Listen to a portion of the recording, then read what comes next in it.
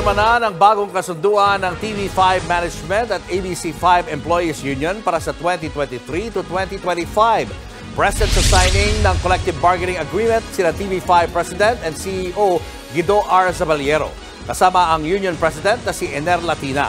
Kabilang sa napagkasunduan ang taas sweldo ng mga empleyado, dagdag na hazard pay at fire and calamity leave assistance. Highlight din sa kasunduan ang Service Incentive Award na depende sa performance ng empleyado. Happy naman ng management at union sa mabilis na pagplansya sa agreement na inabot lang ng isang buwan.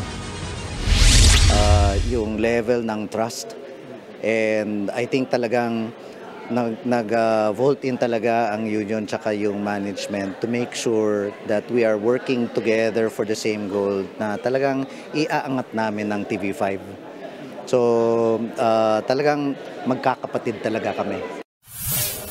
Napaganda, napabilis sa CBA at naging maganda ang relasyon ng union and management sa mga pagkakataong ito.